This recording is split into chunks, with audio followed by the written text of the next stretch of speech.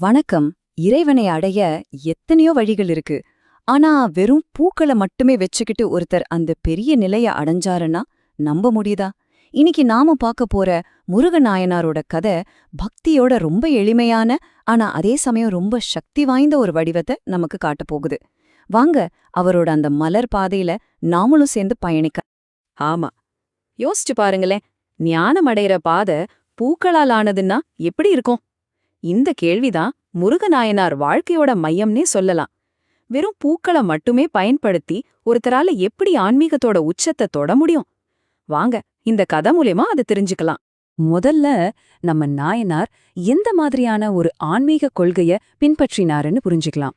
ஏன்னா அதுதான் அவரோட பக்திக்கு ஒரு பெரிய அடித்தளமா இருந்துச்சு. இந்த வழிபாட்டு முறை எங்கிருந்து வருதுன்னா, சிவ ஆகமங்கள்னு சொல்லப்படுற ரொம்ப பழமையான நூல்கள்ல இருந்துதான். இந்த ஆகமங்கள் ஒருத்தர் இறைவனை எப்படி வழிபடணும்னு ரொம்ப தெளிவா விளக்கமா சொல்லும். முருகநாயனார் பின்பற்றினதும் இதே வழிகாட்டுதலத்தான்.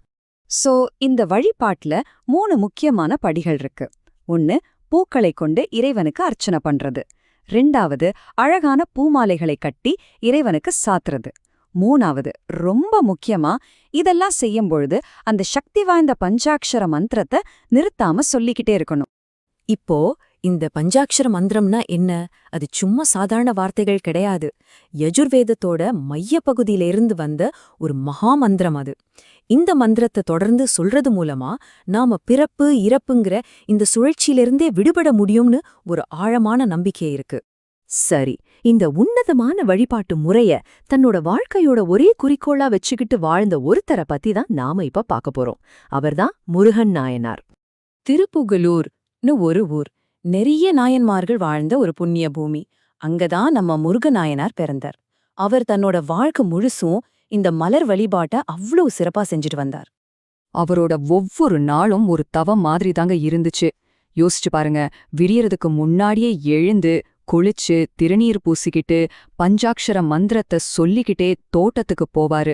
அங்க சிவனுக்காகவே பூத்த மாதிரி இருக்கிற பூக்களை பறிச்சு ஆகம விதிகள் படி அவ்வளவு பக்தியோட விதவிதமான மாறைகளை தொடுப்பாரு. இதுதான் அவரோட வாழ்க்கை, இதுவேதான் அவரோட வழிபாடு. இப்படி ரொம்ப அமைதியா போயிட்டு இருந்த முருகநாயனாரோட வாழ்க்கையில ஒரு பெரிய திருப்புமுனை ஏற்படுது. அது ஒரு மகாஞானியோட வருகையால நடந்தது. அந்த மகாஞானி வேற யாரும் இல்ல, திருஞான சம்பந்தர்தான்.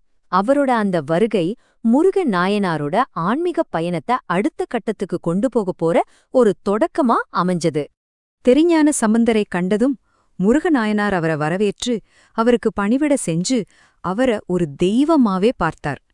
நாயனாரோட அந்த தூய்மையான களங்கமில்லாத பக்திய பார்த்து நெகிழ்ந்து போன சம்பந்தர் அவரை தன்னோட மிக நெருங்கிய நண்பரா ஏத்துக்கிட்டார். இந்த நட்புதான் முருகநாயனார அவரோட வாழ்க்கையோட உச்சக்கட்டத்துக்கே கூட்டிட்டு போச்சு. அது ஒரு தெய்வீகமான திருமண நிகழ்வு. திருஞான சம்பந்தரோட திருமணத்துக்கு அழைக்கப்படுறதுங்கிறது ஒரு சாதாரண விஷயம் கிடையாது.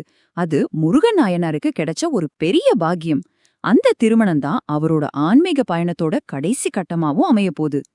அந்த திருமண விழாவுல திடீர்னு ஒரு பிரம்மாண்டமான தெய்வீக பேரொளி தோணுது. அந்த ஒளியில மணமக்கள், அங்கிருந்த மற்ற பக்தர்கள், நம்ம முருகநாயனார்னு எல்லாரும் அந்த ஜோதியில கலந்து இறைவனோட ஒன்னா சேர்ந்துட்டாங்க. இதுதான் அவருக்கு கிடைச்ச முக்தி. சரி, முருகநாயனாரோட இந்த அற்புதமான கதையிலிருந்து நாம கத்துக்க வேண்டிய முக்கியமான பாடம் என்ன? அதெப்ப பார்க்கலாம். இங்க ஒரு விஷயத்த நாம நல்லா கவனிக்கணும். முருகநாயனாரோட அந்த எளிமையான மலர் பக்தி அவருக்கு ஞான சம்பந்தர் மாதிரி ஒரு பெரிய ஞானியோட நட்பை பெற்று தந்தது. அந்த உன்னதமான நட்பின் மூலமாதான் அவர் முக்திங்கிற அந்த உயர்ந்த நிலையை அடைஞ்சார். இந்த நிகழ்வு நம்ம திருவள்ளுவர் சொன்ன ஒரு குறளைத்தான் கரெக்டா ஞாபகப்படுத்துது.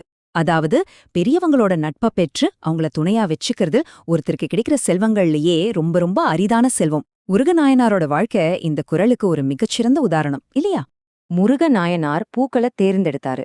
அது அவரோட முக்திக்கான வழியை உருவாக்கி தந்தது. இப்போ உங்களுக்கான கேள்வி இதுதான். உங்க வாழ்க்கைய அர்த்தமுள்ளதா மாத்திர அந்த எளிமையான தினசரி பக்தி எது?